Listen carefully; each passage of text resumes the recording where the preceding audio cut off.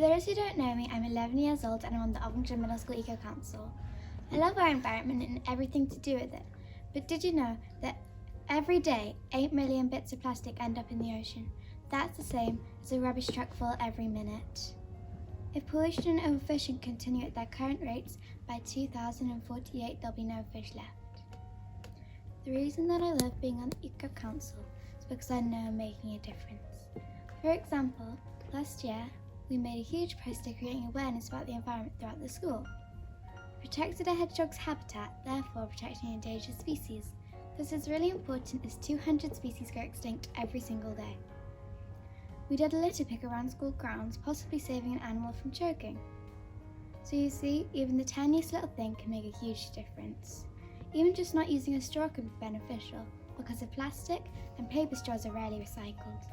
Not a lot of people know this, but things we take for granted as normal can be really bad for the environment, but there might not always have been. Chewing gum, for example, used to be made from natural ingredients like tree sap, but now it's made from a type of plastic that takes 500 years to decompose. So think about this before you go shopping. Red meat is also not that good for the environment. For one cow, it needs a field, food and water. But cows produce a lot of waste, like methane gas. Forests are being cleared to make space for meat production. Maybe try a few meals when you don't eat meat. My favourite animals are bees. I never used to know that as well as making honey, bees also pollinate lots of our foods like cherries, coffee plants and tomatoes, and turnips. Unfortunately though, bees are going extinct. So can you think again before screaming and whacking a bee for fear it will sting you? Because bees, although small, are very important. Think about growing a bee-friendly garden, and when you're tasting some delicious honey, remember it was all because of the hard work of a bee.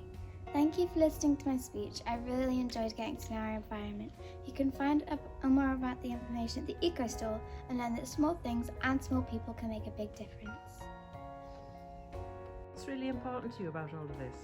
Well, I think it's good that young people are showing that they care about the environment and that when we're older we're going to try just as hard as everyone that's here now. So in 50 years' time, what would you like to see?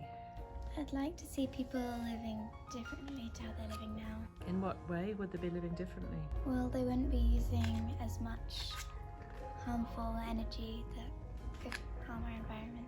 And carbon dioxide. That's good. Anybody else? I would probably say going to space, and, like going to the moon, because we need to more concentrate on the Earth and what's happening, and nothing much is really going to help going to space. I don't think there's much to explore. We need to focus on stuff that's happening right now, because it can affect the world quite a lot. That's very true. Do you think only rich people will be able to go to space? No, but I would say that they should probably spend a bit of money instead of going to space, using it to maybe make more